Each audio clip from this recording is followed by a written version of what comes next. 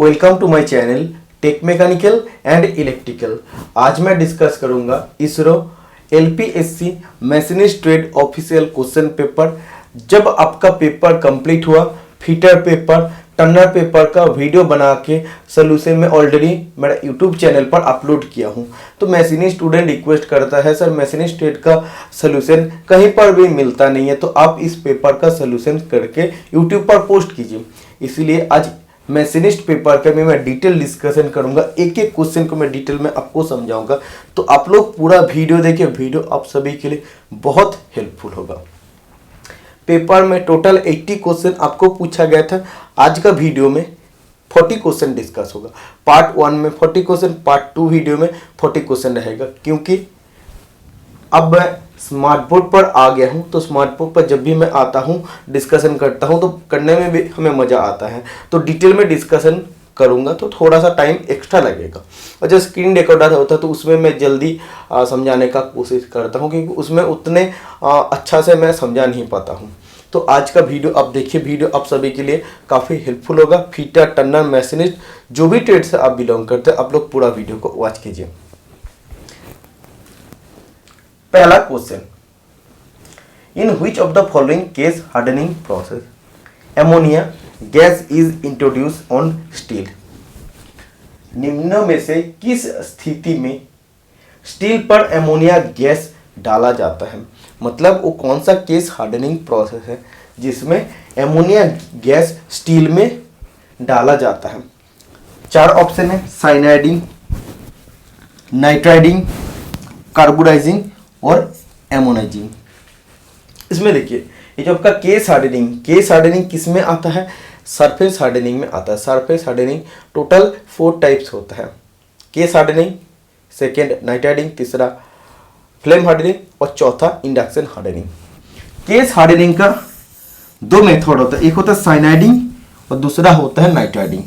ठीक है, तो इसमें किस मेथड में, केस हार्डनिंग का किस मेथड में स्टील का सरफेस को हार्ड करने के लिए एमोनिया गैस डाला जाता है?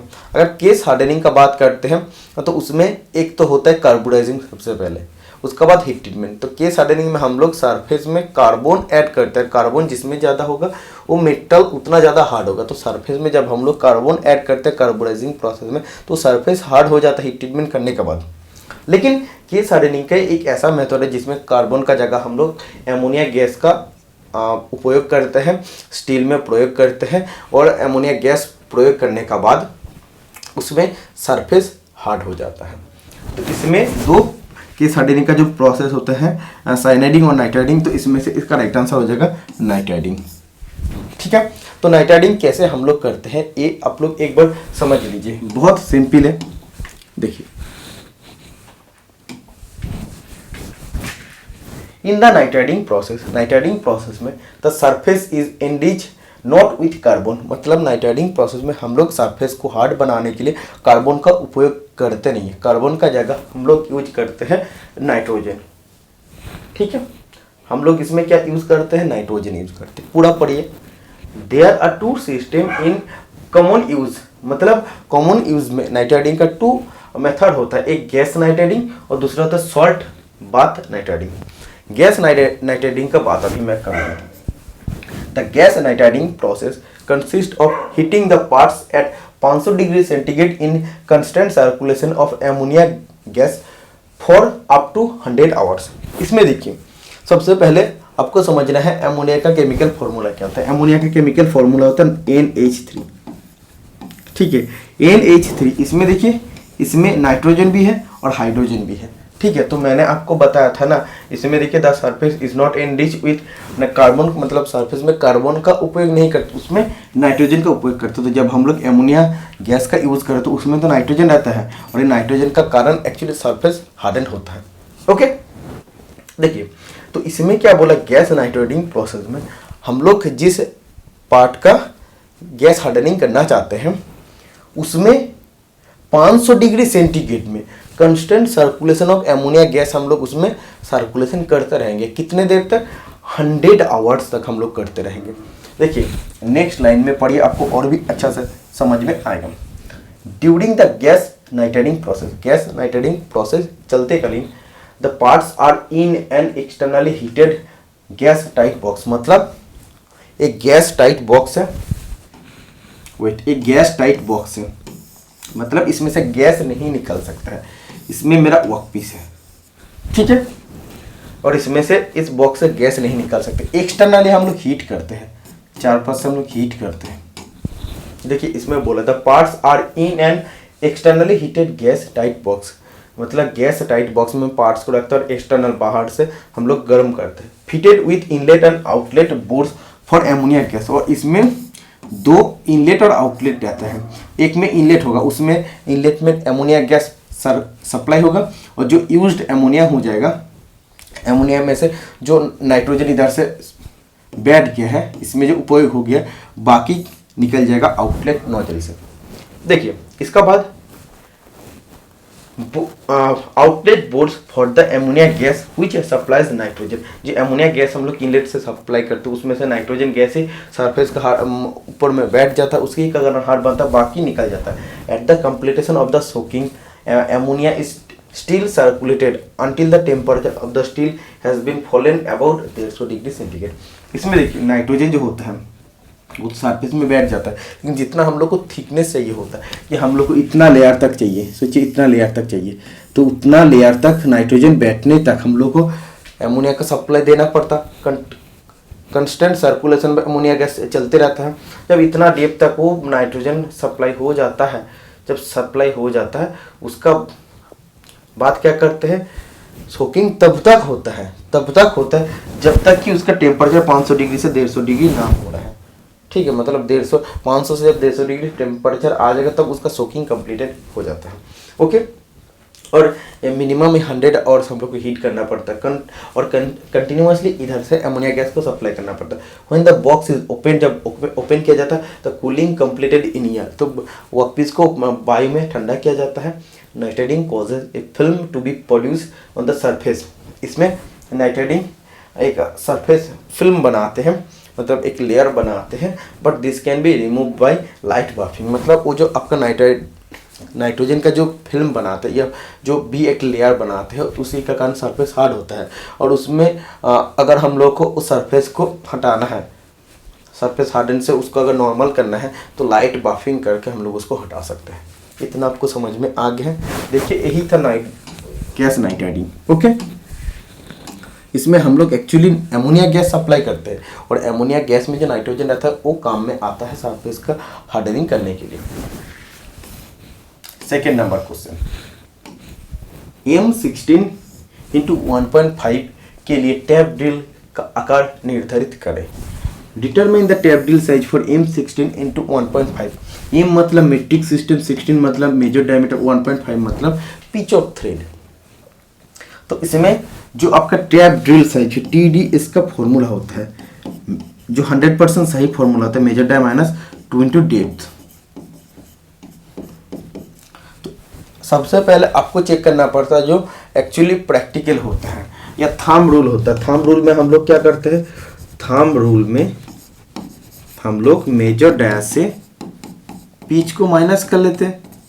तो देखिए इसमें जो मेजर डाय आपको दिया 16 माइनस 1.5 कर लेते, तो इधर आपका आ जाएगा 14.5। तो इसमें देखिए जब आप थंब रूल कर रहे हैं तो तब आपका आंसर आ जा रहा है, तो आपको डेप्थ मतलब जोड़ के लिख के फिर उसका साथ कैलकुलेशन इतना बड़ा करने का क्या ज़रूरत है, जब आपका थंब रूल में 14.5 ऑप्शन में आंसर दिया है तब। ठीक है, तो option number B right answer हो जाएगा इस क्वेश्चन का। Next question number 3, in heat treatment process normalising is done to. Heat treatment process में नॉर्मलाइजिंग क्यों किया जाता है, नाम से पता चलता है कि इसमें हम लोग मेटल का नॉर्मल करते हैं। इसका जो हम लोग सोचिए किसी वर्कपीस का हैमरिंग किए या फोर्जिंग किए है उस, या कोई भी अगर कास्टिंग या मोल्डिंग किसी वर्कपीस है तो उसमें जो ग्रेन स्ट्रक्चर बनता है ना वो इम्प्रॉपर होता है। तो प्रॉपर ग्रेन साइज में बनाने के लिए, उसका इंटरनल स्ट्रक्चर को प्रॉपर बनाने के लिए तो हम लोग क्या करते हैं, हम लोग नॉर्मलाइजिंग करते हैं। तो नॉर्मलाइजिंग में जब हम लोग हीट करते हैं उसके बाद हम लोग स्टील एयर में पार्ट्स को ठंडा करते हैं। तो इसका राइट आंसर हो जाएगा नॉर्मलाइजिंग किस लिए यूज होता है, रिफाइंड ग्रेन स्ट्रक्चर, कण संरचना परिष्कृत करने के लिए यूज होता है। ओके, तो देखिए एक बार देख लीजिए, नॉर्मलाइजिंग से भी थोड़ा सा एक दो और पॉइंट देख लीजिए। The process of removing the internal defects और to refine the grain structure of steel component is called normalising. मतलब किसी भी स्टील का किसी इंटरनल डिफेक्ट है, आंतरिक कोई त्रुटि है, तो उसको निकालने में और उसका स्ट्रक्चर को प्रॉपर बनाने के लिए नॉर्मलाइजिंग किया जाता है। Purpose to produce fine grain size in the metal. इसका मेन पर्पस होता है मेटल का ग्रेन साइज को प्रॉपर बनाना और रिफाइन करना। To remove stress and strain, stress और स्ट्रेन रिमूव करना मेन काम होता है टेम्परिंग का। ठीक है, एक्चुअली नॉर्मलाइजिंग से जब आपको पूछा जाता है तो आपको पहला ऑप्शन याद रखना, पहला ऑप्शन याद रखिए कि प्रॉपर ग्रेन साइज या फाइन ग्रेन साइज बनाता है। और जब आपको बोलेगा कि रिमूव इंटरनल स्ट्रेस और स्ट्रेन, तो आपका राइट आंसर हो जाएगा tempering heat treatment process. Okay, देखिए प्रोसेस हम लोग करते कैसे, to get the best result from normalising. Normalising heat treatment process से अगर हम लोग को सबसे बेहतर रिजल्ट पाना है तो हम लोग को क्या करना है, the part should be heated uniformly to a temperature of 30 to 40 degree centigrade above upper critical temperature. तो जो भी आपका वर्क पीस है, चाहे वो आपका हाइपर यूटेक्टोइड या यूटेक्टोइड या हाइपो यूटेक्टोइड स्टील है, उसको 30 से 40 डिग्री सेंटीग्रेड अबव हीट करना पड़ता है। किसका, अपर क्रिटिकल टेम्परेचर से 30 से 40 डिग्री सेंटीग्रेड ज़्यादा टेम्परेचर में हीट करके हम लोग उसको स्टील एयर में ठंडा करते हैं। ओके, या रूम टेम्परेचर में हम लोग ठंडा करते हैं। नॉर्मलाइजिंग किस किस जगह में किया जाता है, फोर्जिंग, कास्टिंग, किसी वर्क हार्डन पीस है या मोल्डिंग पीस है तो उसमें नॉर्मलाइजिंग किया जाता है। ठीक है, तो यही आपका मेन पॉइंट है नॉर्मलाइजिंग के बारे में, ये आपको याद रखना है। Next 4th number question, in A heat treatment process the temperature is increase by 50 degree centigrade, what is the equivalent rise in temperature in kelvin. तो इसमें देखिए आपको बोला जा रहा है कि ऊष्मा उपचार प्रक्रिया में तापमान 50 डिग्री सेंटीग्रेड बढ़ा दिया जाता है, तो तापमान में समतुल्य वृद्धि केल्विन में कितने है। तो आपको एक चीज याद रखना है, जब आपको बोलता है कि सेंटीग्रेड से आपको केल्विन में कन्वर्ट करना है, तो सेंटीग्रेड से जब आपको केल्विन में कन्वर्ट करना होता है तो केल्विन इजिकल टू हो जाएगा सेंटीग्रेड स्केल का जो रीडिंग है प्लस 273 डिग्री। ठीक है, तो इसमें आपका सेंटीग्रेड में रिजल्ट कितना दिया है, 50 डिग्री सेंटीग्रेड दिया है प्लस 273, तो दोनों को ऐड करते हो तो केल्विन में कितना वैल्यू हो जाएगा, 323 डिग्री केल्विन राइट आंसर हो जाएगा। तो आपको जब बोलेगा कि सेल्सियस से केल्विन में आपको कन्वर्ट करना है, तो सेल्सियस में अगर 50 दिया तो केल्विन में कन्वर्ट करने के लिए इसका साथ 273 और ऐड कर दीजिए। ओके, तो केल्विन का वैल्यू आ जाएगा। अगर केल्विन से आपको बोला जाता है कि सेल्सियस में कन्वर्ट करने के लिए, तो केल्विन में सोचिए आपको दिया है, मैं नॉर्मली बताता हूँ कि 300 दिया है, तो सेंटीग्रेड में कन्वर्ट करने के लिए आपको क्या करना पड़ेगा, 273 से माइनस कर देना पड़ेगा, तो सेंटीग्रेड का रिजल्ट आ जाएगा 27। ओके, तो ये आपको याद रखना है, सेंटीग्रेड से केल्विन में जाने के लिए 273 से ऐड करना पड़ता है। तो option number D right answer हो जाएगा। 5th number question, dash arises majorly due to machine deflection. Machine विक्षेपण के कारण मुख्य रूप से डैश उत्पन्न होता है।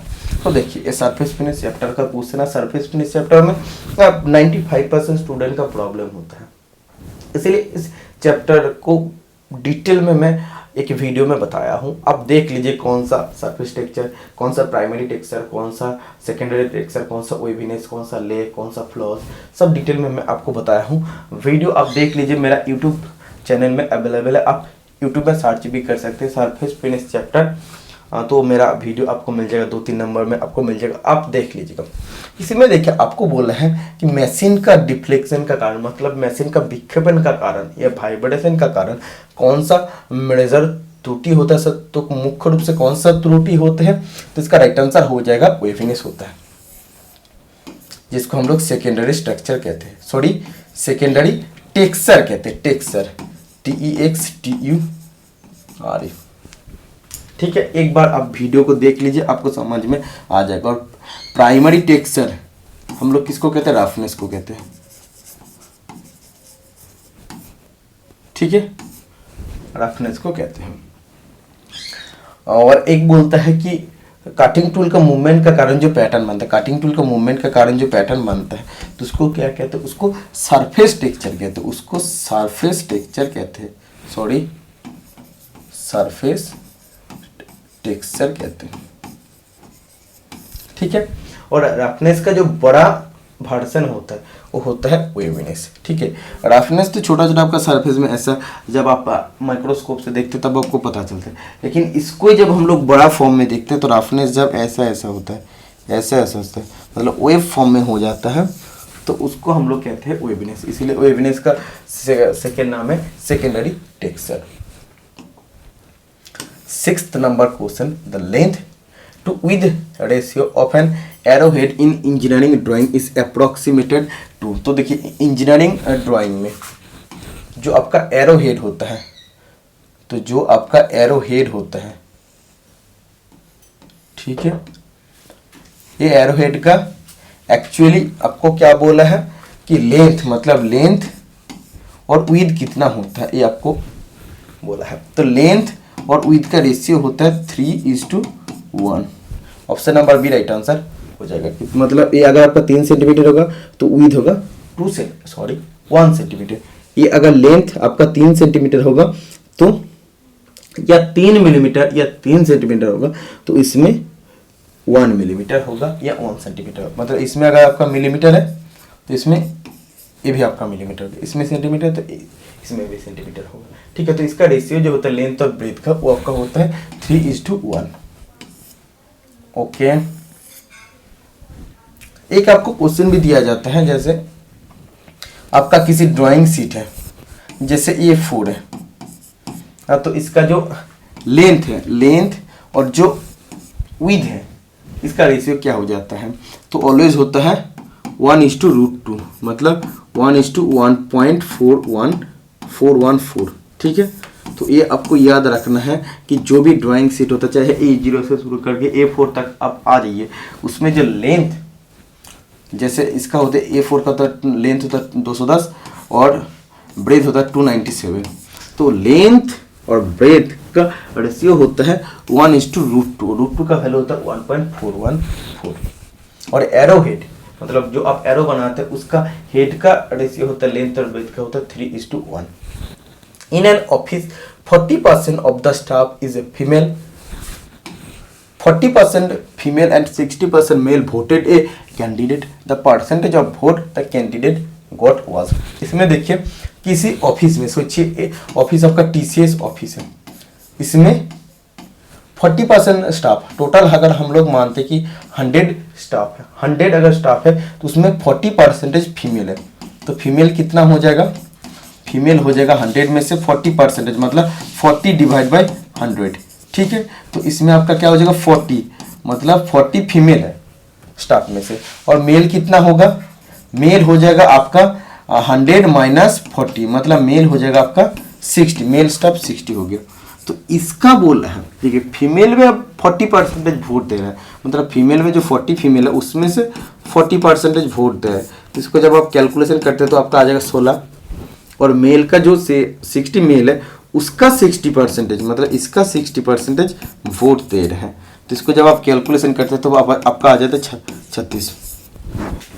मतलब देखिए जो TCS में 100 स्टाफ था, 100 स्टाफ में से 40 फीमेल स्टाफ और 60 मेल स्टाफ, और 40 जो फीमेल स्टाफ है उसका 40%, मतलब ओनली 16 स्टाफ वोट दे रहे हैं, और जो 60 मेल स्टाफ था उसका 60%, मतलब ओनली 36 कैंडिडेट वोट दान कर रहे हैं, मतलब वोट दे रहे हैं।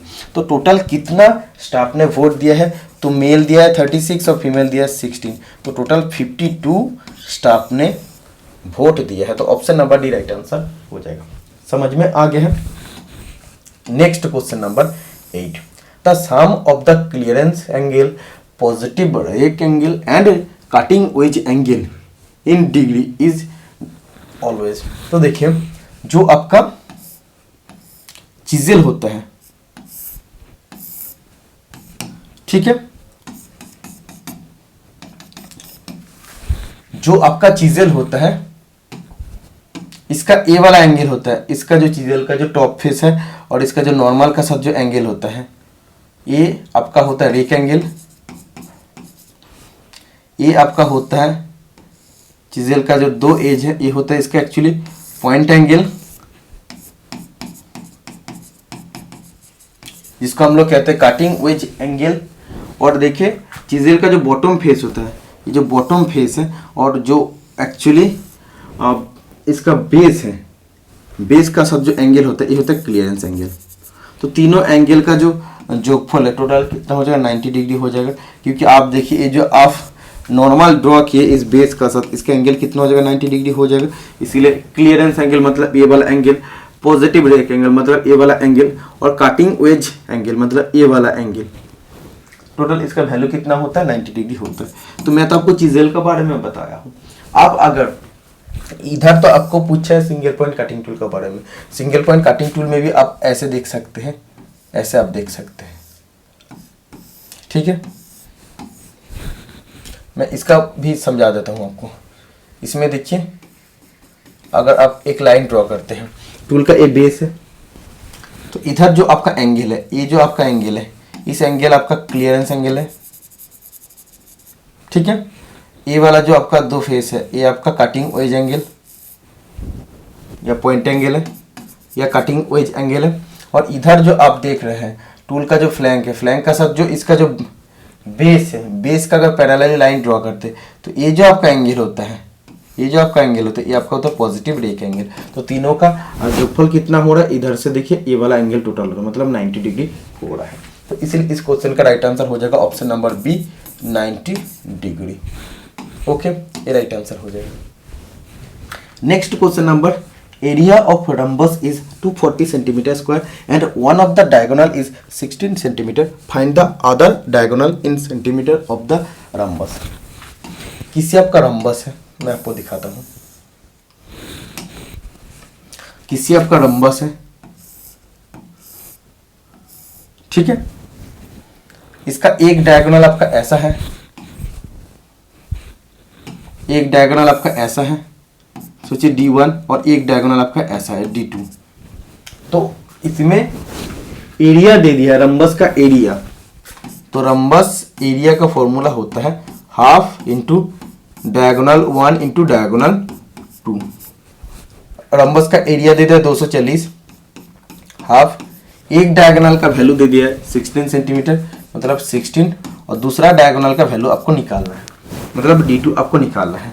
तो इसमें जब आप कैलकुलेशन करते हैं तो 8 हो जाएगा, और इसको जब आप कैलकुलेशन करते हैं 30 हो जाएगा। तो D का वैल्यू क्या आ गया, D का वैल्यू आ गया 30 सेंटीमीटर, ठीक है। तो देखिए D का वैल्यू 30 सेंटीमीटर आ गया, मतलब ये जो आपका डायगोनल 2 है वो 30 सेंटीमीटर हो गया। अब देखिए एरिया का जो फॉर्मूला है हाफ D1 इंटू D2, इसमें आप वैल्यू पुट कर दीजिए। देखिए आंसर 240 आ रहा है कि नहीं, तो एक 16 है, दूसरा 30 है। तो इसको जब आप कैलकुलेशन करते हैं 8 आ जाएगा, तो 3 8 24 तो 240। देखिए ना रम्बस का ये 240 सेंटीमीटर स्क्वायर आ गया है, मतलब इसका D2 30 हो जाएगा 100%। Okay, next question number 10, if sin 45 degree is equal to b cosec 30 degree, what is the value of a to the power 4 divide by b to the power 4, ठीक है। तो इसमें देखिए मैं आपको बताता हूं, इसमें जो आपको दिया है ये sin 45 is equal to b cosec 30 degree, ठीक है। मैं रेड कलर का पेन यूज करता हूं। तो इसमें देखिए a बाय b आप कर लीजिए, तो इसमें cosec 30 डिवाइड बाय sin 45 आ गया, ठीक है। तो इसमें देखिए cosec 30 का वैल्यू क्या हो जाएगा, जो sin 30 का वैल्यू है मतलब हाफ का उल्टा हो जाएगा मतलब 2 हो जाएगा, ओके। और इसमें sin 45 का वैल्यू क्या होता है 1/√2 होता है, तो इधर आपका क्या हो जाएगा एक्चुअली 2√2 हो गया, ठीक है। 2√2 एक्चुअली इसका हो गया है। इसका बाद देखिए a डिवाइड बाय b आपका कितना आ रहा है 2√2 डिवाइड बाय 1, मतलब a का वैल्यू 2√2 और b का वैल्यू 1, ठीक है। तो इसमें देखिए a to the power 4 divide by b to the power 4। तो ए टू द पावर 4 मतलब आपका हो जाएगा 2√2 डिवाइड बाई इसका हो जाएगा बी टू द पावर 4 मतलब 1 टू द पावर 4। तो इसका आप कर लीजिए कितना हो जाएगा, इसका आप अगर कर लीजिएगा तो 2 इंटू 2 इंटू 2 इंटू 2 मतलब इधर आपका आ गया 2 2 4 4 तो 8 16 और √2 का अगर √2 इंटू √2 होता है आपका 2 मतलब 1 2 और √2 इंटू √2 होता है 1 2 मतलब टोटल आपका कितना आ गया। अब देखिए 1 2 3 मतलब 4 to the power cube right answer हो जाएगा, 4 to the power cube right answer हो जाएगा।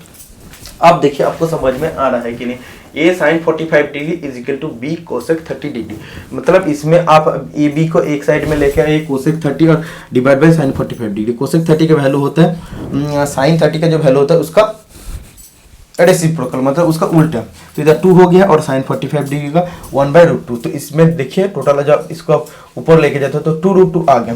तो A by B is equal to अगर 2√2 डिवाइड बाई 1 होता है तो ए का वैल्यू 2√2 और बी का वैल्यू 1। तो इसमें जो आपको क्वेश्चन में पूछा ए टू द पावर 4 मतलब 2√2 तर 4 और बी टू द पावर 4 मतलब 1 टू द पावर 4।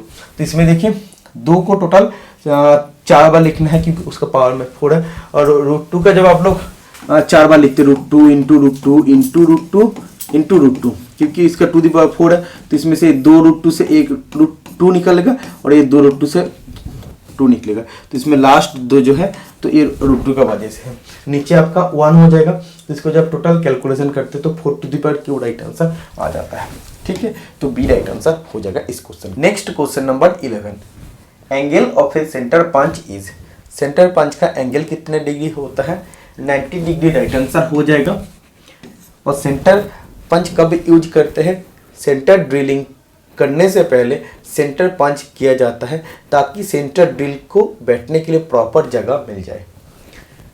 डॉट पंच जिसका एंगल होता है 60 डिग्री विटनेस मार्क के लिए यूज होता है।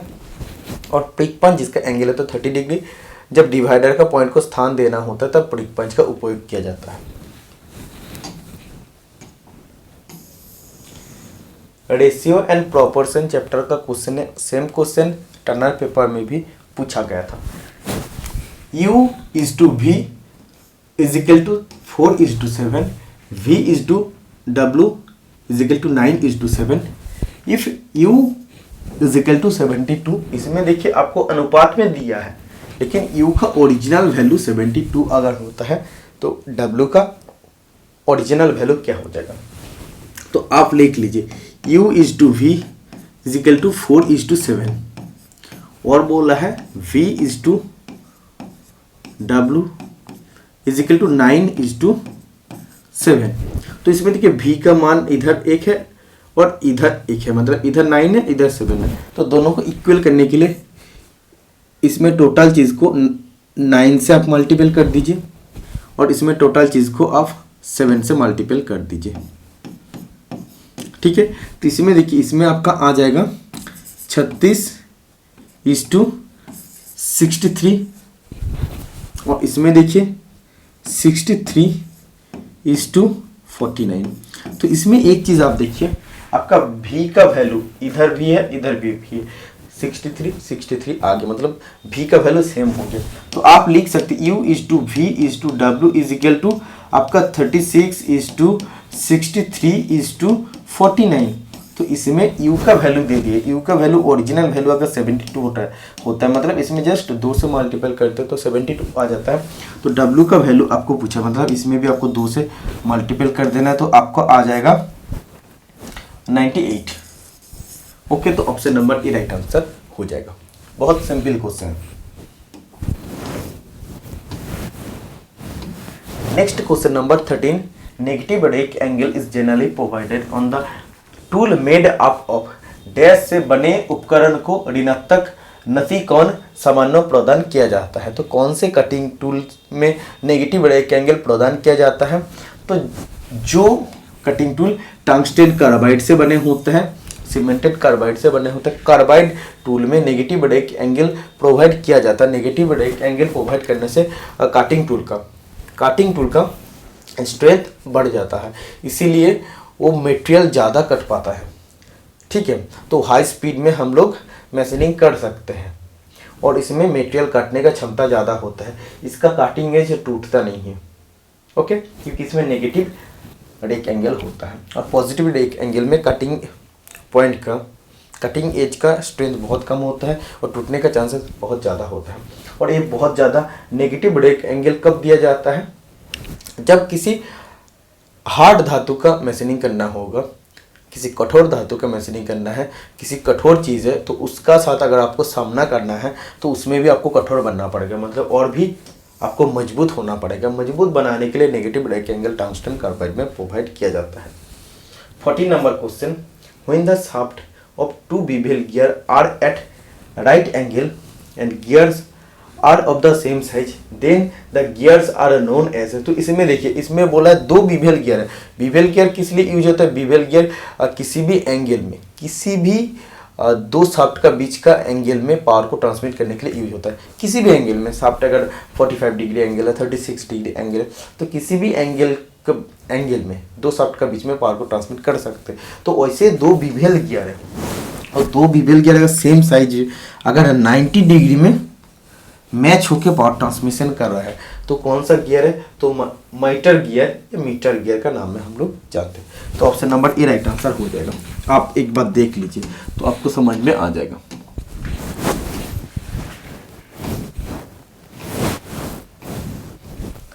देखिए, वेविनेस जो सेकेंडरी टेक्सचर के बारे में मैं आपको बताया हूँ, this is the component of the surface texture upon which roughness is super imposed. मतलब वो component, this is the component of surface texture, मतलब सरफेस टेक्सचर को वो कंपोनेंट होता है जो सरफेस रफनेस को सुपर इम्पोज करता है, मतलब पूरा उसमें ड्रॉ करता है। तो इसमें देखिए, वेविनेस में रिजल्ट फ्रॉम द मशीन और वर्क डिफ्लेक्शन वर्क जो कार्य है या मशीन का डिफ्लेक्शन का कारण वेविनेस हो सकता है। वाइब्रेशन, चैटर, हीट ट्रीटमेंट और रैपिंग स्ट्रेन का कारण वेविनेस हो सकता है।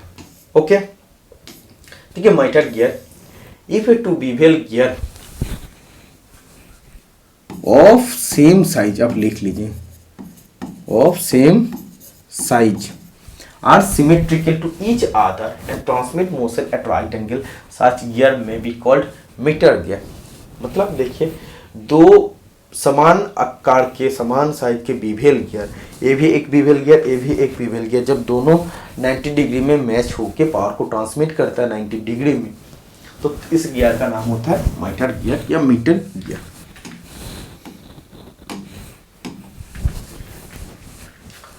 Next question number 15. The main purpose of using worm and worm wheel drive in a machine is, machine में वर्म एंड वर्म व्हील का उपयोग क्यों किया जाता है? तो इसमें देखिए, वर्म व्हील और वर्म शाफ्ट का यूज किया जाता है। पहला बात, लार्ज स्पीड रिडक्शन के लिए। ये आपका वर्म शाफ्ट है, वेट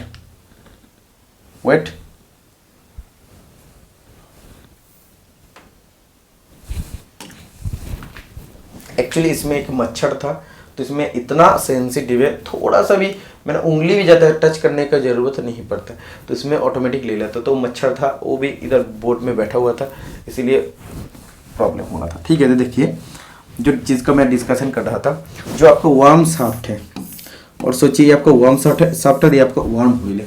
तो शाफ्ट अगर आपका, सोचिए मैं नॉर्मल बात करूँ, 40 बार घूम रहा है, 40 बार घूमने पर ये व्हील को 1 बार घुमाएगा। मतलब सोचिए कितना ज़्यादा स्पीड रिडक्शन हो रहा है। ये जब 40 बार घूमेगा, ये तब ओनली 1 बार घूमेगा। मतलब सोचिए कितना ज़्यादा स्पीड इसमें कम करता है worm shaft and worm wheel. ठीक है, तो इसमें देखिए, आपको मैं सोल्यूशन में लेके जाता हूँ और आपको बताता हूँ। इसमें आप देख लीजिए, worm shaft and worm gear. The worm shaft has spiral teeth cut on the shaft. Worm shaft में देखिए स्पाइरल टीथ कटे होते हैं, ये आपका वर्म शाफ्ट, उसमें स्पाइरल टीथ कटे होते हैं। और वर्म व्हील में भी आपका सेम आपका टीथ कटे होते हैं, गियर टीथ कटे होते हैं, इसका वर्म शाफ्ट के साथ वर्म व्हील को मैच करने के लिए। तो इसमें देखिए, ये जब आपका 40 बार सोचिए घूम रहा है, तो ये इतना बड़ा है, ये तब 1 बार ओनली घूमेगा। मतलब इसमें 40 बार जब घूमेगा तो 1 बार घूमेगा। कितना ज़्यादा स्पीड रिडक्शन कर रहा है, तो स्पीड रिडक्शन पर्पस के लिए actually worm shaft and worm wheel का यूज किया जाता है। और these are widely use for special speed deduction purpose, speed कम करने के पर्पज में यूज होता है। The application of worm shaft and worm gear in the index head mechanism, milling machine का जो इंडेक्स हेड मैकेनिज्म होता है तो उसमें भी worm shaft and worm gear का उपयोग किया जाता है। और वर्म शाफ्ट और वर्म गियर का उपयोग तब किया जाता है जब ओनली आपको 90 डिग्री में या परपेंडिकुलर पावर को ट्रांसमिट करना होगा तब। क्वेश्चन में आपको ऐसा भी पूछा जा सकता है, अगर ऑप्शन में बेवल गियर जब आपको नहीं दिया जाएगा कि दो शाफ्ट के बीच में, आपको ऐसा पूछा जाएगा कि पावर को 90 डिग्री में, एग्जैक्ट 90 डिग्री में ट्रांसमिट करने के लिए कौन सा गियर यूज होता है, तो worm shaft and worm gear use होता है। ये भी आपको याद रखना है। ओके, क्वेश्चन पर लेके चलते। देखिए जितना डिटेल में हो सकता है मैं मैशिनिस्ट का पेपर भी सॉल्व करने का कोशिश करता हूँ, तो आप ध्यान से देखिए क्योंकि मैशिनिस्ट पेपर का सोल्यूशन आपको कहीं से भी आपको नहीं मिलता है। फिटर का पेपर सोल्यूशन कराने के लिए आपको हज़ारों चैनल मिल जाएगा, तो आप जब इधर आए हैं तो आपको समझाने का रिस्पॉन्सिबिलिटी मेरा है। अब तो मीनिंग का भी क्वेश्चन है, मैं आपको समझाऊंगा। देखिए main purpose of using worm and worm wheel drive, ये आपका राइट आंसर हो जाएगा। Provide large speed deduction from wheel worm shaft to worm wheel, मतलब वर्म शाफ्ट में जो आपका स्पीड जितना होता है वर्म व्हील में जब लेके आते उसमें बहुत ज़्यादा परिमाण में स्पीड रिडक्शन करने के लिए, बहुत ज़्यादा परिमाण में स्पीड को कम करने के लिए वर्म शाफ्ट और वर्म व्हील यूज होता है। तो option number B is the right answer हो जाएगा इस क्वेश्चन का। ठीक है, ऐसा आपको ऑप्शन में दिया जाता है। उसमें देखिए provide large speed deduction purpose, उसमें दिया रहता है from worm wheel to worm shaft. Actually worm wheel से वर्म शाफ्ट नहीं होता, वर्म शाफ्ट से वर्म व्हील होता है। वर्म शाफ्ट से मतलब वर्म शाफ्ट ज़्यादा घूमता है और वर्म व्हील कम घूमता है। तो ये आपको याद रखना है कि from worm shaft to worm wheel आपको याद रखना। तो ऑप्शन बी राइट आंसर हो जाएगा इस क्वेश्चन का। ओके, सॉरी मेरा एक डॉगी है वो चिल्ला रहा है, उसको थोड़ा सा मैं शांत करके आता हूँ, फिर शुरू करता हूँ। Okay, next question number 16, which of the metal is liquid at room temperature, कौन सी धातु कमरे के तापमान पर द्रव होते हैं। Option number A beryllium, option number B lithium, option number C mercury, option number D osmium. इसका राइट आंसर हो जाएगा मरकरी। तो ये मरकरी एक ऐसा मेटल होता है जो कमरे के तापमान पर भी द्रव अवस्था में मिलता है। जनरली अगर आप देखते हैं मेटल ठोस अवस्था में मिलता है, लेकिन ये रूम का टेम्परेचर में भी मरकरी एक ऐसा मेटल है जो लिक्विड में मिलता है। ठीक है, next question number 17, the process of enlarging the end of an existing hole to accommodate the head of socket head screw and cap screw is called, मतलब सॉकेट हेड स्क्रू या cap screw के शीर्ष को सहायता देने के लिए किसी वर्तमान छिद्रों को बड़ा करने की जो प्रक्रिया होते हैं उसे क्या कहा जाता है। किसी आपका एक ड्रिल होल है, तो ऐसा आपका ड्रिल होल है, तो उसका फ्रंट में आपको किसी सॉकेट हेड स्क्रू है, किसी सॉकेट हेड स्क्रू है या कैप स्क्रू है, तो उसको सहायता देने के लिए आपको इधर वैसा तो एक जगह बनाना होता है। तो ये जगह बनाने के लिए आप कौन सा ऑपरेशन करते हैं, काउंटर बोरिंग आप करते हैं काउंटर टूल से। ठीक है, तो option number C right answer हो जाएगा। जब आपको बोला जाता है किसी बोल्ट, किसी वॉशर, किसी नाट का हेड को आपको सहायता देना है, तो तब आप कौन सा ऑपरेशन करना है, तो उसको एकोमोडेट करने के लिए हम लोग स्पॉट फेसिंग करते हैं, स्पॉट फेसिंग। ठीक है, आप सुन लीजिए, बोल्ट हेड, वॉशर, नाट का हेड को सहायता देने के लिए, मतलब जगह देने के लिए आप कौन सा ऑपरेशन करते हैं, स्पॉट फेसिंग आप करते हैं। Okay, next question number 18, in the hole and shaft pair designation of 40H7D9 the number 7 indicated. तो इसमें देखिए एक होल का आपका डायमेंशन दिया है 40H7D9। 40 मतलब बेसिक साइज, H मतलब फंडामेंटल डिविएशन फॉर होल, 7 मतलब ग्रेड ऑफ टॉलरेंस और स्मॉल d मतलब फंडामेंटल डिविएशन फॉर शाफ्ट और 9 मतलब grade of tolerance for shaft. 7 मतलब हो जाएगा tolerance grade for hole. Okay, तो होल रहे ना रहे कोई दिक्कत नहीं, ऑप्शन में आपका टॉलरेंस ग्रेड है, इसीलिए टॉलरेंस ग्रेड राइट आंसर हो जाएगा। ओके, और according to BIS total 18 grade of tolerance होता है और 25 फंडामेंटल डिविएशन होता है, और BSI का हिसाब से 21 फंडामेंटल डिविएशन और 16 ग्रेड ऑफ टॉलरेंस होता है।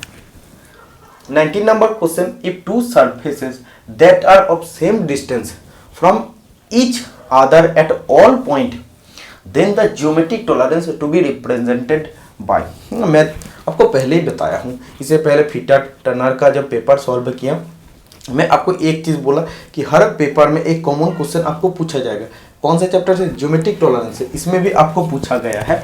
तो देखिए, यदि दो सतह जो सभी बिंदु पर एक सुसरे से समान दूरी पर है तो ज्यामितीय सहायता डैश द्वारा दर्शाया जाता है।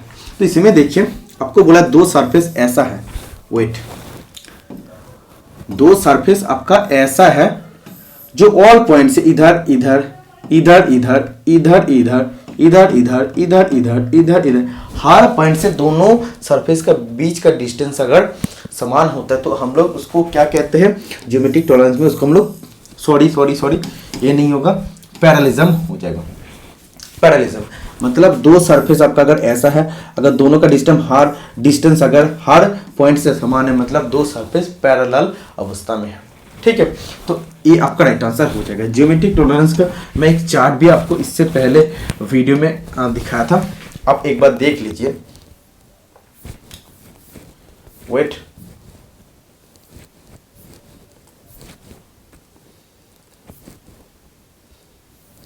देखिए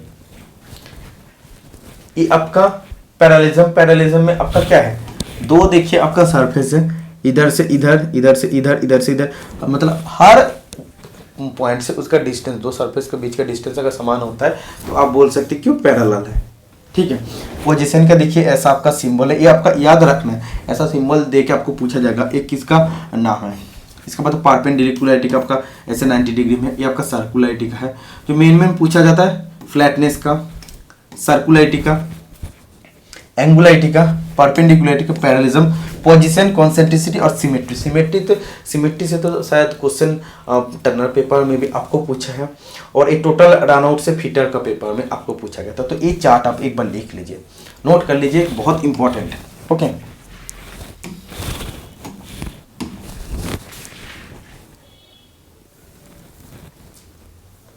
next question number 20, screw gauge having a least count of 0.01 millimeter and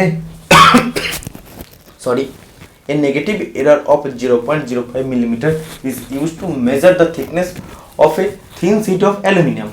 What is the thickness of the sheet if the main scale reading is 0.5 millimeter and 25th division of thimble coincide with the main scale line? सबसे पहले आपको समझना है screw gauge मतलब किसका बात कर रहे हैं? माइक्रोमीटर का बात कर रहा है। ठीक है,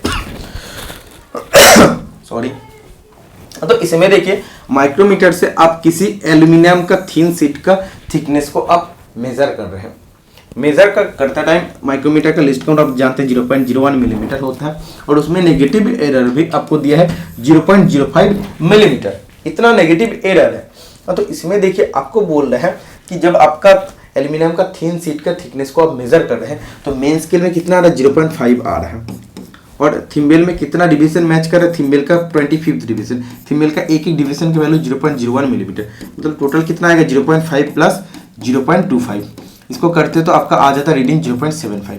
तो ये तो रीडिंग आपका आ रहा है ओरिजिनली, मतलब आपको दिखाई दे रहा है, लेकिन पहले से ही उसमें तो नेगेटिव एरर था 0.05 मिलीमीटर, मतलब इसका साथ इसको जोड़ दीजिए तो इधर आपका आ जाएगा 0.80, मतलब ये एक्चुअल एल्यूमिनियम शीट का थिकनेस हो जाएगा। क्योंकि जब आप मेजर करने जा रहे हैं, पहले से उसमें तो नेगेटिव में था, मतलब इधर से शुरू होने का था, ठीक है, तो पहले से इधर था, उसके बाद जब इधर मेजर करें, मतलब इधर जो था आपका, इसको भी इधर से जोड़ देना पड़ेगा, तो तब तो ओरिजिनल रीडिंग आएगा। इसलिए जब आप लोग स्क्रू गेज से, माइक्रोमीटर से एल्यूमिनियम का शीट का थिकनेस को मेजर कर ले, जो भी आपको दिखाई दे रहा है वो तो पहले से नेगेटिव एरर था, मतलब उसको जोड़ देना है नेगेटिव एरर को, तो ओरिजिनल वैल्यू आ जाएगा 0.80, option number C right answer हो जाएगा। Okay, next question number 21, removing dull grains in order to make grinding wheel sharp is known as। Grinding wheel को तेज बनाने के लिए डाल कणों को हटाने की प्रक्रिया को डैश कहता है। तो देखिए, जब हम लोग किसी सॉफ्ट ग्राइंडिंग व्हील में सॉफ्ट जॉब का ग्राइंडिंग करते हैं तो उसमें soft metal particle grinding wheel का एब्रेसिव पार्टिकल का गैप में घुस जाता है और टोटल जो एब्रेसिव पार्टिकल का बीच का जो गैप होता है उसको फुलफिल कर देता है। तो वो एब्रेसिव टीथ कटने का लायक नहीं हो पाता, उसमें जब हम लोग ग्राइंडिंग करते हैं तो कटता नहीं है। मतलब इसमें कौन सा त्रुटि हुआ है, सॉफ्ट ग्राइंडिंग व्हील का अगेंस्ट में जब सॉफ्ट जॉब का ग्राइंडिंग करते हैं तब होता है लोडिंग डिफेक्ट। और एक अगर साइड में देखते हैं हार्ड ग्राइंडिंग व्हील है, उसमें हार्ड जॉब का ग्राइंडिंग कर रहा है, तो दोनों हार्ड है, उसी के कारण हार्ड जॉब का जब ग्राइंडिंग करे उसमें आप ज़्यादा फोर्स दे रहे हैं और उसका टीथ ग्राइंडिंग व्हील का टीथ एब्रेसिव पार्टिकल का जो शार्प पॉइंट होता है वो घिस जाता है, वो ख़राब हो जाता है और पूरा जब टीथ वो ब्लंट हो जाता है और उसका सरफेस पूरा ग्राइंडिंग व्हील का सरफेस पूरा चमकीला टाइप हो जाता है, ग्लेजिंग हो जाता है और वो कटने का लायक नहीं होता है। ये फॉल्ट होता है ग्लेजिंग। ठीक है, तो ये ग्लेजिंग और लोडिंग होने का कारण हम लोग जब ग्राइंडिंग करने जाते हैं तो ग्राइंडिंग प्रॉपरली नहीं होता है, क्योंकि उसका एब्रेसिव पार्टिकल का टीथ का जो नुकीलापन था वो खराब हो गया। तो नुकीलापन को फिर से लाने के लिए उसका जो खराब हो गया ब्लांट, मतलब जो आपका खराब हो गया है ऐसा एब्रेसिव पार्टिकल का टीथ है, उसको ग्राइंडिंग व्हील का सरफेस से निकालना पड़ेगा। उसके लिए हम लोग ड्रेसर को हम लोग यूज़ करके जो ग्राइंडिंग व्हील का अपर फेज में जो भी ब्लंट मटेरियल था, जो भी खराब हो गया है, जो भी आपका एब्रेसिव पार्टिकल था, उसको हम लोग ड्रेसिंग करके ड्रेसर से निकाल देते हैं। और जब भी निकाल देते हैं फिर नया एक्शन उसमें, नया एब्रेसिव पार्टिकल का टीथ उसमें निकाल कर आ जाता है। जैसे ये आपका अगर सोचिए पेंसिल है, पेंसिल का ये अगर पॉइंट जब ब्लंट हो जाता है, ठीक है, तो जब ब्लंट हो जाता है, खराब हो जाता है, हम लोग क्या करते हैं, हम लोग शार्पनर से फिर शार्प करते हैं, फिर जब शार्प करते हैं फिर इसका पॉइंट फिर नुकीला हो जाता है। ऐसे सेम है ग्राइंडिंग व्हील में भी। तो जब हम लोग ब्रेसर से उसे करते हैं तो उसका फिर सरफेस में, ग्राइंडिंग व्हील का सरफेस में उसका जो ओरिजिनल एब्रेसिव पार्टिकल का जो शार्पनेस है वो निकल के आ जाता है। तो ये जो प्रक्रिया होता है इसको कहते हैं ड्रेसिंग।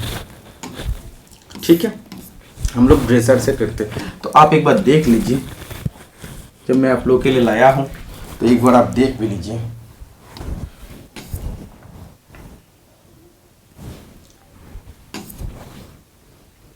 देखिए, the purpose of dressing is to restore the correct cutting action of the wheel.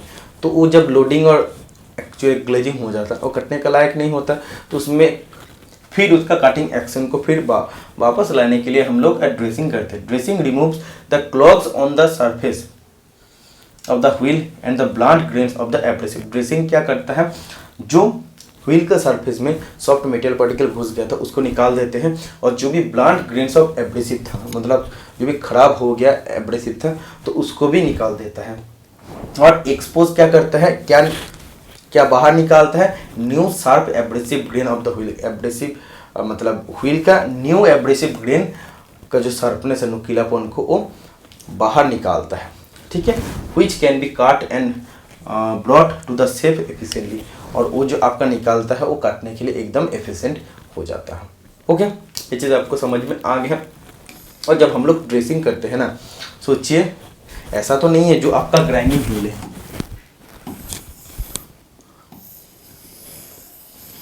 ठीक है,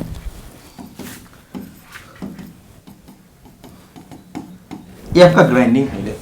तो इसमें जब आप लोग ड्रेसिंग कर रहे हैं, ये जब आपका लोडिंग और ग्लेजिंग, और हर जगह में तो समान नहीं होता, कहाँ ज़्यादा आपका लोडिंग हो गया, कहाँ ज़्यादा आपका टीथ खराब हो गया, ऐसा कुछ कुछ जगह में होता है, हर जगह में तो नहीं होता है, लेकिन लगभग ये होता है। तो हम लोग जब ड्रेसिंग करते थे, सोचिए जहाँ पे ज़्यादा उसका टीथ ब्लंट हो गया था, तो उसमें जब हम लोग ड्रेसिंग किया और ज़्यादा मटेरियल उसका निकल गया है, या जहाँ पे कम लोडिंग हुआ था उधर हम लोग जब ड्रेसर से कर रहे हैं तो उसमें कम मटेरियल रिमूव हो रहा है। तो एक्चुअली जब आपका नया कटिंग एक्शन जब निकलेगा, नया आपका जब एब्रेसिव ग्रेन पार्टिकल निकलेगा, तो उसका जो डायमीटर है उसका बोर का साथ वो इक्वल नहीं होता है। तो उसमें सोचिए ये आपका बोर है, तो ड्रेसिंग करने के बाद वो अगर ऐसा हो गया तो ये क्या करेगा, एक्चुअली तो उसको ऐसा राउंड होना था, लेकिन वो तो राउंड नहीं हुआ है, तो ऐसा हो गया। तो ग्राइंडिंग व्हील आपका कैसे करेगा, वॉबलिंग होगा, ऐसे ऐसे ऐसे होगा, ठीक है। तो ये आपको जब आपका वॉबलिंग होगा, डांसिंग करते रहेगा, तो क्यों होता है, क्योंकि इसका हर तरफ का वेट या हर तरफ जो हम लोग ड्रेसिंग किया समान रूप से नहीं किया, समान रूप से करते तो ऐसा होता है। तो इसको करने के लिए हम लोग क्या करते हैं, हम लोग ट्रू करते हैं, ट्रूइंग करते हैं। जैसे आप लोग लेद मशीन में जब वर्कपीस को आप फूट तक में होल्ड करते हैं ना, तो हम लोग उसका सेंटरिंग करते हैं। तो सेंटरिंग आप बोल सकते हैं, इसमें भी हम लोग सेंटरिंग करते हैं, उसको सेंटरिंग या ट्रूइंग कहते हैं। इसमें भी हम लोग ट्रूइंग करते हैं। तो ट्रूइंग मतलब क्या, इसका जो होल का जो एक्सिस है, उसी एक्सिस का साथ इसका पूरा हम लोग कॉन्सेंट करते हैं, मतलब इसका हर पॉइंट का वेट हम लोग इक्वल करते हैं, ठीक है। तो आप देखिए, truing refers to the shaping of the wheel to make it run concentric with the axis. मतलब ट्रूइंग क्या करता है, उसका जो होल का एक्सिस है उसी का साथ व्हील का शेप को पूरा कॉन्सेंट्रिक बनाता है। When a new grinding wheel is mounted, जब नया ग्राइंडिंग व्हील माउंट किया जाता है, या it must be trued before use, मतलब जब एक नया ग्राइंडिंग व्हील आप जब माउंट करते हैं ग्राइंडिंग मशीन में, तब भी उसको ट्रूइंग किया जाता है कि हाँ उसका हर तरफ का वेट समान हो रखे, कम ज़्यादा होगा तो उसमें ऐसे ऐसे नाचता रहेगा। The cutting surface of a new wheel may run out slightly due to the clearance between the bore and the machine spindle. Grinding wheel which are in use can be also run out।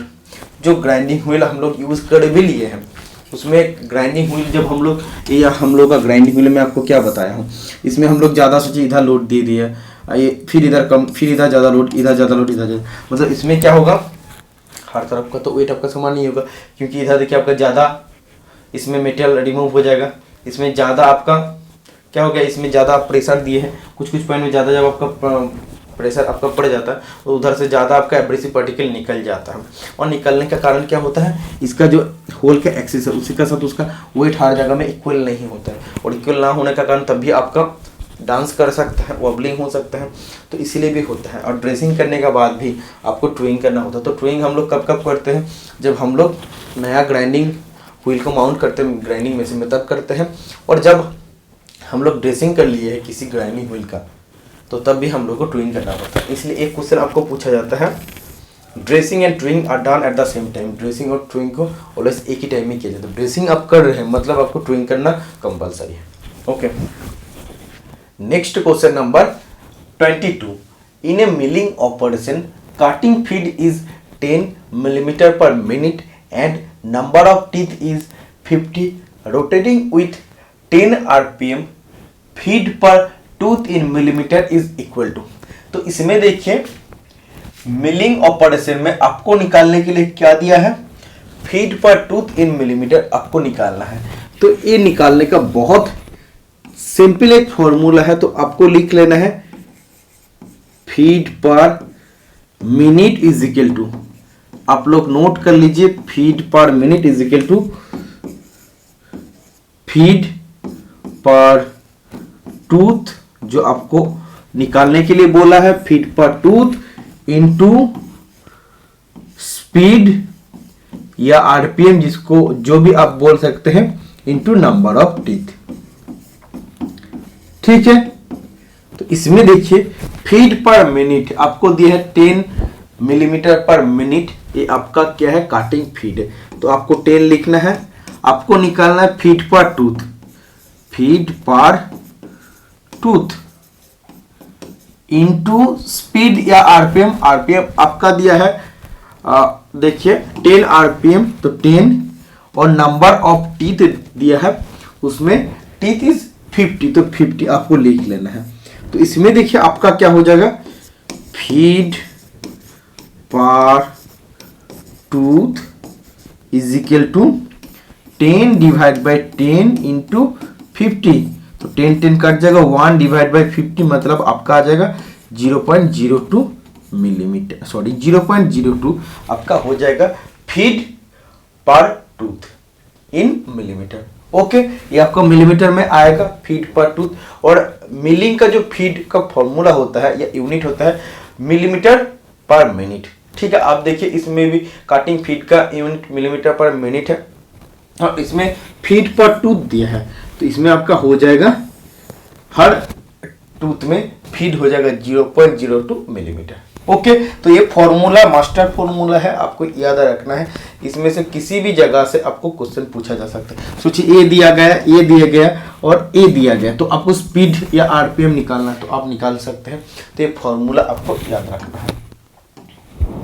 23 number question आप देखिए, coolant is stored in which of the following part of milling machine. Milling machine के निम्न में से किस हिस्से में coolant भंडारित होता है। तो मिलिंग मशीन का जो एकदम नीचे वाला पोर्शन होता है जिसका नाम है बेस, बेस में कूलेंट स्टोर्ड होता है। मैं आपको दिखाता हूं इसका एक डायग्राम, तो आपको पता चल जाएगा।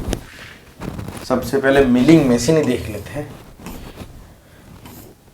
देखिए, ये आपका एक मिलिंग मशीन है, ये आपका यूनिवर्सल टाइप मिलिंग मशीन है। ये आपका जो नीचे वाला पोर्शन है, ये नीचे वाला जो पोर्शन है, ये नीचे वाला पोर्शन बेस है, और बेस में कूलेंट स्टोर्ड होता है। वेट, देखिए, द कटिंग फ्लूइड, कूलेंट एक प्रकार के कटिंग फ्लूइड है। Equipment consist of a pump, मतलब कटिंग फ्लूइड का जो एक्चुअली इक्विपमेंट होते हैं जैसे pump, piping, hoses, nozzle, shut off valve and tank. किसका टैंक है? Coolant tank in the machine base, मतलब मशीन का बेस में होता है। जो मशीन का बेस है, बेस में वो सब कुछ होता है। ठीक है, तो ये सब चीज जो देख रहा है ये मशीन का बेस में एक्चुअली होता है। क्या क्या रहता है? जैसे pump, piping, hoses, nozzle, shut off valve and coolant tank. Okay, ये आपको समझ में आ गया, तो बेस राइट आंसर हो जाएगा। Option number, next question number 24, while machining brittle material chips formed is. देखिए, मेरा एक वीडियो है टाइप्स ऑफ चिप्स, उसमें मैं कंटिन्यूअस चिप्स, डिसकंटिन्यूअस चिप्स और continuous chips with built up edge क्या होता है मैं आपको डिटेल में समझाया हूँ। उसमें मैं आपको बताया हूँ जो भी ब्रिटल मटेरियल होता है, जो भी बहुत ज़्यादा हार्ड और हार्ड होने से ब्रिटल होता है, उसका जब हम लोग मैशिंग करने जाते हैं तो उसका चिप्स कंटिन्यूअस फॉर्म नहीं होता है, वो छोटा छोटा टुकड़ा में डिवाइड हो जाता है, जिसको हम लोग सेगमेंटल चिप का नाम में जानते हैं। तो सेगमेंटल चिप का और एक नाम है डिसकंटिन्यूअस चिप्स। तो जब आप लोग ब्रिटल मटेरियल मतलब भंगुर पदार्थ की जब आप लोग मिलिंग करते हैं, भंगुर पदार्थ के मिलिंग करते समय डिसकंटिन्यूअस चिप्स या सेगमेंटल चिप्स फॉर्म होता है। Okay, next question number 25, helical grooves on a workpiece is cut by which machine. किसी कार्य पर कुंडलीदार खांचा किस मशीन द्वारा काटा जाता है। तो किसी भी वर्कपीस में जब आपको हेलिकल ग्रुप करना पड़ेगा, हेलिकल ग्रुप क्या है? जैसे आप लोग थ्रेड देखे हैं ना, थ्रेड में उसमें हेलिक्स पाथ रहता है जिसको हेलिकल ग्रुप कहते हैं, या ड्रिल में हेलिकल ग्रुप होता है जिसमें कटिंग फ्लूइड उसका टिप पोर्शन तक पहुंचता है हेलिकल ग्रुप का माध्यम से। तो वही हेलिकल ग्रुप अगर किसी भी कार्य पर आपको कटना होता है तो किस मशीन का उपयोग करना है? 4 मशीन का नाम दिया है, vertical milling, direct head milling, horizontal milling, universal milling. तो इसका राइट आंसर हो जाएगा option number D, universal milling machine में होता है। यूनिवर्सल मिलिंग मशीन में क्यों होता है? क्योंकि इसका मशीन टेबल को हम लोग 45 डिग्री एंगल में स्विवेल कर सकते हो, स्विवेल कर सकते इसीलिए हम लोग किस 45 डिग्री या किसी भी एंगल पर हम लोग ग्रुप वगैरह कट सकते हो। तो हेलिकल ग्रुप को कटने के लिए यूनिवर्सल मिलिंग मशीन यूज होता है। तो इसका बारे में भी आप देख लीजिए, ये वर्टिकल मिल है, यूनिवर्सल मिलिंग में आपको सबसे पहले दिखा देता हूँ। देखिए, universal milling machine table apart from having movements in 3 direction, मतलब table apart from having movements in 3 direction, मतलब टेबल को छोड़ के इसमें 3 डायरेक्शन होता है। और जब टेबल को बात करते हैं तो टेबल का बात करने पर टेबल में भी हम लोग टेबल को स्विवेल कर सकते हैं, जिसमें हॉरिजॉन्टल एक्सिस में हम लोग स्विवेल कर सकते हैं। तो इसमें देखिए, एक तो आप 3 डायरेक्शन में मिलिंग मशीन को चला सकते हैं। उसका बाद जब इसका यूनिवर्सल मिलिंग मशीन का टेबल को बात करते हैं तो उसका हॉरिजॉन्टल एक्सिस बराबर हम लोग 45 डिग्री एंगल में स्विवेल कर सकते हैं। Maximum swivelling can be made is 45 degree in both clockwise and anti clockwise, मतलब टेबल का, ये आपका टेबल है, तो आप इसमें भी 45 डिग्री, इसमें भी 45 डिग्री, क्लॉकवाइज एंटी क्लॉकवाइज दोनों में ही आप स्विvel कर सकते हैं। And angular feeding is possible, क्योंकि आप मेसिन टेबल को 45 डिग्री दाएं 45 डिग्री बाएं आप जब स्विvel कर सकते हैं, मतलब एंगुलर कटिंग भी आप कर सकते हैं। तो एंगुलर फीड जब देंगे तो एंगुलर कटिंग होगा। तो angular feeding is possible suitable for milling helical gear, जब आपको हेलिकल गियर काटना पड़ेगा जो एक्चुअली ऑटोमोबाइल पर्पस में यूज होता है, हेलिकल ग्रुप, तो ये सब कटने के लिए यूनिवर्सल मिलिंग मशीन यूज होता है। यूनिवर्सल मिलिंग मशीन होता कैसा है आप देख लीजिए, ये आपका यूनिवर्सल मिलिंग मशीन है, ठीक है। इसका जो टेबल है, टेबल को आप दाएं 45 डिग्री बाएं 45 डिग्री में आप स्विvel कर सकते हैं। इसके बाद देखिए, थोड़ा सा मैं इसको जूम कर लेता हूं। The universal milling machine is similar in construction to the plain machine है। तो प्लेन मिलिंग मशीन का जैसा same to same universal milling machine होता है, but its table apart from having movements in 3 direction, मतलब इसका टेबल को छोड़ के इसमें 3 डायरेक्शन एक्चुअली मिलता है। Can also be swivel about the horizontal axis, मतलब टेबल में हम लोग क्या कर सकते हैं, टेबल को भी हॉरिजॉन्टल एक्सिस बराबर 45 डिग्री एंगल में दोनों तरफ क्लॉकवाइज एंटी क्लॉकवाइज हम लोग स्विvel कर सकते हैं। मैक्सिमम स्विvel एंगल में आपको बता दो 45 degree. The swivelling of the table permits angular feeding, जो टेबल है उसका स्विवेलिंग किसी भी एंगल पर 45 डिग्री का किसी भी एंगल पर जब आप उसका मूवमेंट करते हैं तो उसमें एंगुलर फीडिंग होता है, उसका वजह से आप हेलिकल गियर हेलिकल ग्रुप्स बना सकते हैं। This machine is supported with different attachment, इस मशीन में different attachment like vertical head, slotting head, rack, milling attachment, इसमें हम लोग सबको सपोर्ट कर सकते हैं। तो क्वेश्चन में आपको ऐसा भी क्वेश्चन पूछा जा सकता है कि vertical head, slotting head, rack, milling attachment हम लोग कौन सा मिलिंग मशीन पर अटैच कर सकते हैं, तो आपको राइट आंसर बोलना है यूनिवर्सल मिलिंग मशीन। तो आप देखिए, जो आपका वर्क टेबल है उसको आप 45 डिग्री इधर 45 डिग्री इधर आप स्विvel कर सकते हैं। ओके,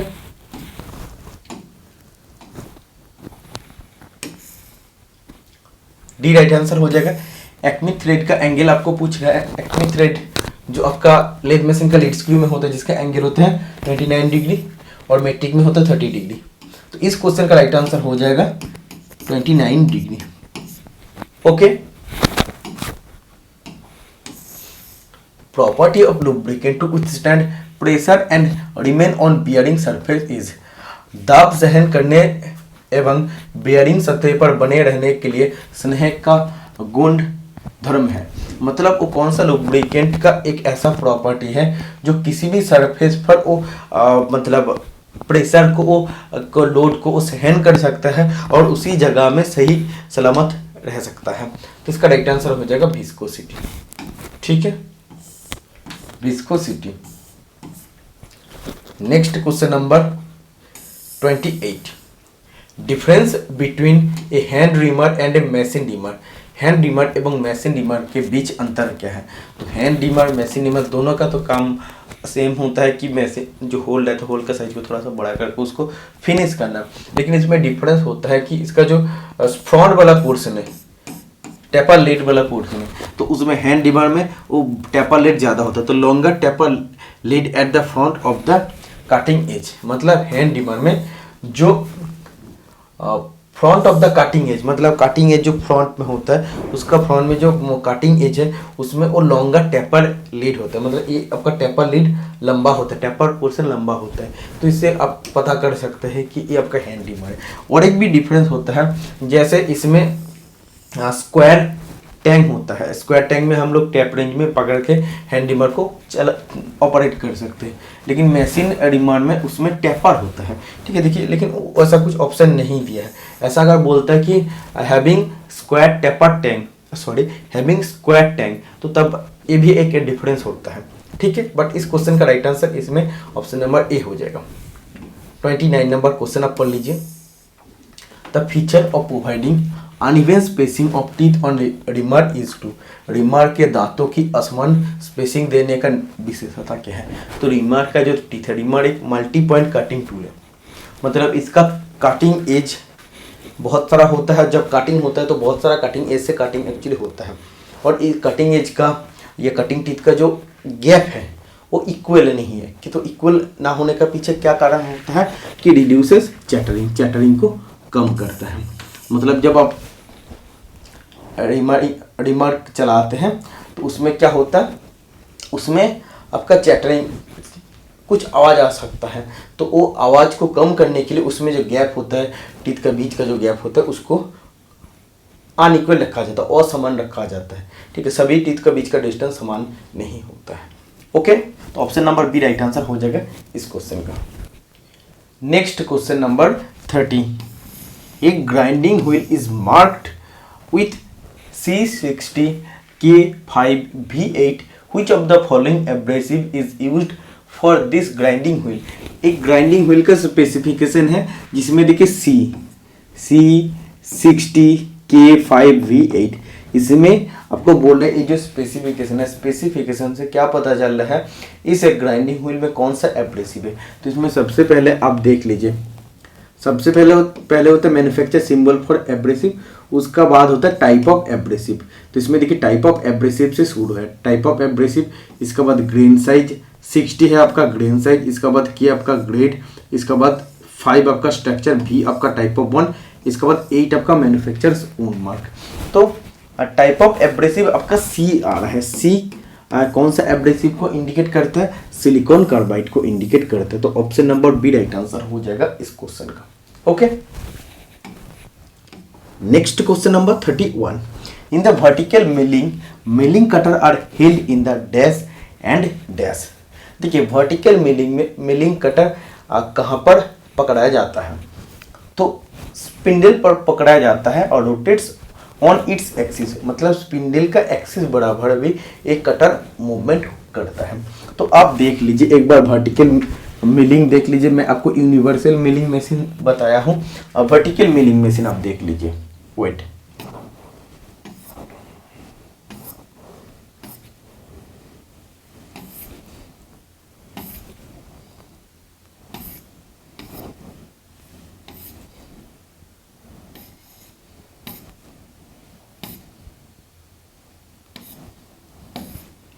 देखिए ये आपका वर्टिकल मिलिंग मशीन है, इसमें देखिए ये आपका स्पिंडल है, स्पिंडल में कटर लगे होते हैं। ठीक है, और स्पिंडल जिस एक्सिस में घूमता है कटर भी उसी एक्सिस में घूमता है। तो in the vertical mill the spindle axis is vertically oriented, milling cutters are held in the spindle. Milling cutter जो क्वेश्चन में आपको पूछा है कहाँ पर पकड़ाया जाता है, स्पिंडल में पकड़ा जाता है, और रोटेट्स ऑन इट्स एक्सिस, मतलब स्पिंडल का एक्सिस बराबर भी घूमता है। The spindle can generally be extended, और स्पिंडल को एक्सटेंड किया जा सकता है, और the table can be raised और लोअर, अदरवाइज टेबल को हम लोग ऊपर नीचे कर सकते हैं। अलाइंग प्लांच कट्स एंड ड्रिलिंग, मतलब इसमें प्लांच काट और ड्रिलिंग किया जा सकता है। ठीक है, तो इसमें जो आपको मेन जानना है कि वर्टिकल मिलिंग मशीन में कटर को, मिलिंग कटर को स्पिंडल पर फिट किया जाता है, पकड़ाया जाता है, और स्पिंडल का एक्सिस का साथ साथ एक कटर भी रोटेट होता है। ओके, इतना आपको समझ में आ गया है। नेक्स्ट देखिए, तो ऑप्शन नंबर ए स्पिंडल हो जाएगा और rotates on its axis is the right answer हो जाएगा। 32 नंबर क्वेश्चन, if A cuboidal box has height, length and width as 20 cm, 15 cm and 10 cm respectively, then total surface area is। एक cuboid का surface area निकलने का formula क्या होता है, 2 into length into breadth plus breadth into height plus length into height.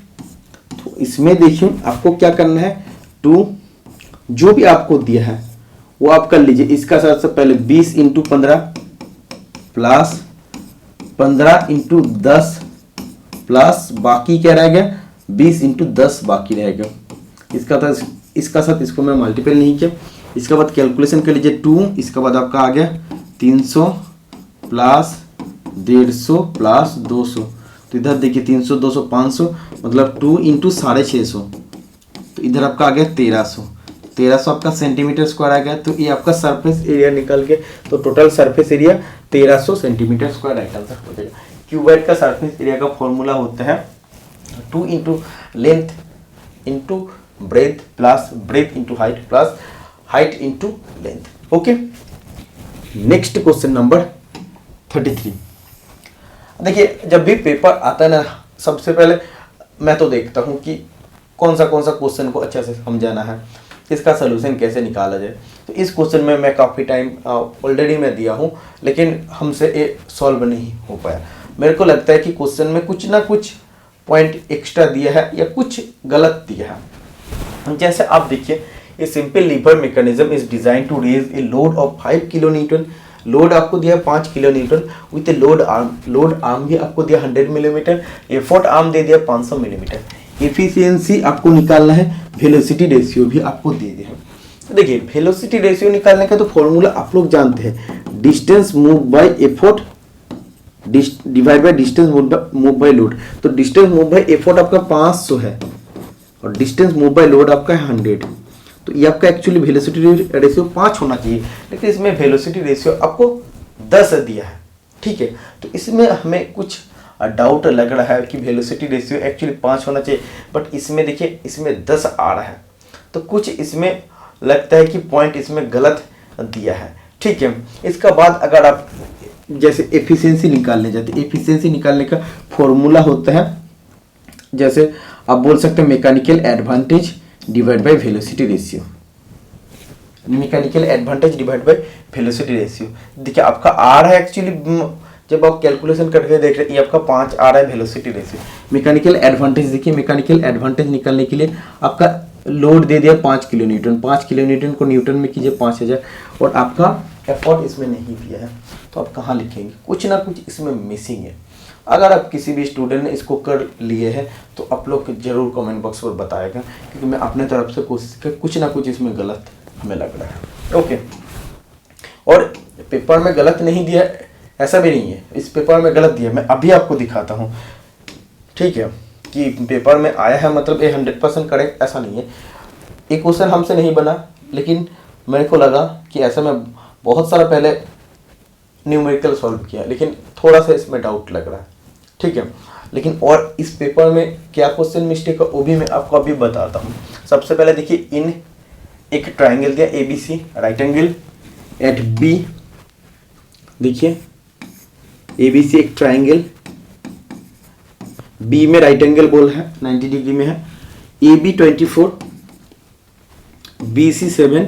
आपको C का cot C निकालना है, मतलब ये आपका C है, तो ये जब आपको कॉट C के वैल्यू निकालना है तो कॉट C या कॉट थीटा इजिकली, अगर आप थीटा लिख देते तो कॉट थीटा इजिकली क्या होता है? एक्चुअली आपका होता है बेस डिवाइड बाय हाइट। तो बेस आपका क्या दिया है? बेस आपका दिया है 7 और हाइट दिया है 24, तो 7/24 हो जाएगा। तो इस क्वेश्चन का राइट आंसर हो जाएगा, आप देखिए 7/24, option number D. Okay, theta का जगह C रह सकता है, डी कुछ भी रह सकता है, तो 7/24 राइट आंसर हो जाएगा। ये क्वेश्चन आप देख लीजिए, इसको आप जितना भी कोशिश कर लीजिएगा, ये आंसर गलत दिया है, मतलब क्वेश्चन ही गलत दिया है। मैं आपको दावे का साथ कह सकता हूँ, 100% गारंटी देके आपको कह रहा हूँ कि ये क्वेश्चन आपका टोटल रॉन्ग दिया है। एक्चुअली क्वेश्चन एक्चुअली कैसा होना था?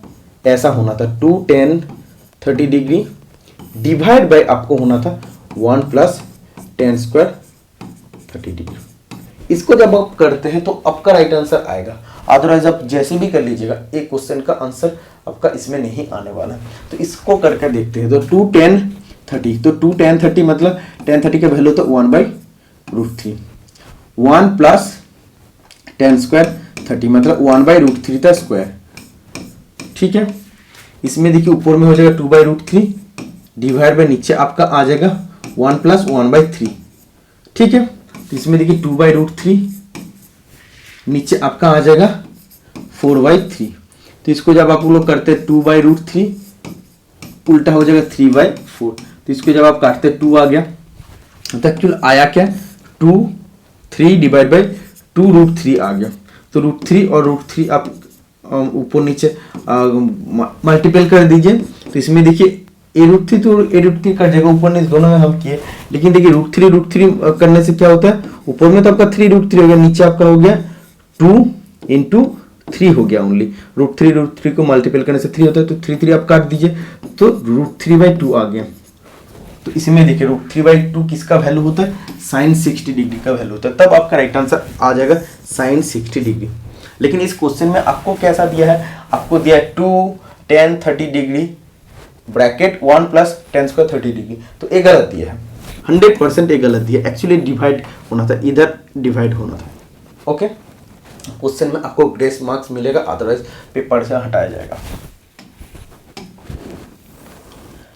The point at which the total area of the plane figure is assumed to be concentrated is called, वो बिंदु जहां किसी समतल आकृति का कुल क्षेत्रफल केंद्रित माना जाता है उसे क्या कहते हैं। जैसे अब ट्रायंगल है, किसी भी ट्रायंगल का जो जहां पर मैच होता है, तो ये पॉइंट का नाम है क्या है, ये पॉइंट का नाम है सेंट्रोइड। जैसे आप रेक्टेंगल को करते हैं तो ये जो आपका पॉइंट होता है, तो ये पॉइंट का नाम है सेंट्रोइड। ये भी आप यही आपको क्वेश्चन में पूछे, ठीक है, जहां पे टोटल इसका जो एरिया है वो कंसेंट्रेट होता है। 37 number question, what is the effect of hammering on elasticity of mild steel. देखिए माइल्ड स्टील का इलास्टिसिटी काफ़ी ज़्यादा होता है, किसका तुलना में, रबर का तुलना में। आप तो जानते हैं रबर एक इलास्टिक मटेरियल होता है, आप उसको खींचते हैं तो लंबाई में बढ़ जाता है। तो क्वेश्चन में एक आपको इससे पहले भी इस रो में पूछा गया है कि mild steel is dash elastic than rubber, तो बहुत सारे स्टूडेंट लेस कर देते हैं कि माइल्ड स्टील रबर से कम इलास्टिक है, लेकिन ये गलत है। Mild steel is more elastic than rubber, rubber से भी ज़्यादा इलास्टिक होता है माइल्ड स्टील। ओके, तो जब हम लोग माइल्ड स्टील का इलास्टिसिटी को हैमरिंग करते हैं तो क्या होता है, हैमरिंग करने पर उसका इलास्टिसिटी और बढ़ जाता है, तो increases the elasticity. Option number C right answer हो जाएगा। माइल्ड स्टील ऐसे ही इलास्टिक मटेरियल है, उसको जब और हम लोग हैमरिंग करते हैं तो उसमें इलास्टिसिटी और बढ़ जाता है, तो option number C right answer हो जाएगा इस क्वेश्चन का। 38 नंबर क्वेश्चन देखिए, units of kinetic energy is the same as that of. देखिए काइनेटिक एनर्जी, इसका बाद हीट, वर्क डन, सभी का यूनिट सेम होता है, यूनिट है जूल, ठीक है। तो इसका भी यूनिट है जूल, और किसका यूनिट होता है जूल, वर्क का यूनिट होता है जूल। एक्सीलरेशन का यूनिट होता है मीटर पर सेकेंड स्क्वायर, वेलोसिटी का यूनिट होता है मीटर पर सेकेंड, फोर्स का यूनिट होता है न्यूटन, या आप बोल सकते हैं सीजीएस में dyne. Okay, 1 newton is equal to 10⁵ time. 39 number question आप पढ़ लीजिए, a/b is equal to 4, what is the value of a + b divide by a - b। तो a/b ऐसे क्वेश्चन एक तो मैं आपको बताया हूँ कि 4 के नीचे आप 1 लिख सकते हो, तो a का वैल्यू अगर 4 होता है b का वैल्यू हो जाएगा 1। तो इसमें देखिए 4 + 1 डिवाइड बाई 4 - 1 मतलब 5 डिवाइड बाई 3, तो option number B right answer हो जाएगा इस क्वेश्चन का। ओके, नेक्स्ट क्वेश्चन और आज का क्लास का last question, which of the following is a perfect square. तो इसमें से कौन सा परफेक्ट स्क्वायर है, तो आप देखिए इसमें से 25 × 25 625 होता है, तो इसमें अगर आप लोग रूट करते हैं तो इसमें 25 निकालते हैं, तो एक परफेक्ट स्क्वायर है, ठीक है। तो टोटल 40 क्वेश्चन का एनालिसिस आज का वीडियो में मैं किया हूँ। मेरा तरफ से जितना हो सके मैं उसी क्वेश्चन को उतना फोकस दे के समझाने का कोशिश किया हूँ।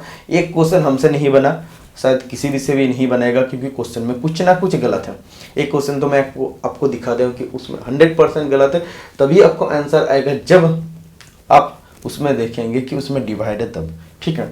तो नेक्स्ट क्लास में बाकी चलिए इस क्वेश्चन का डिस्कस करूंगा, और सपोर्ट करते रहना जैसे आप पहले सपोर्ट करते थे। तो आज के लिए इतना, मिलते हैं नेक्स्ट वीडियो में, टाटा बाय बाय।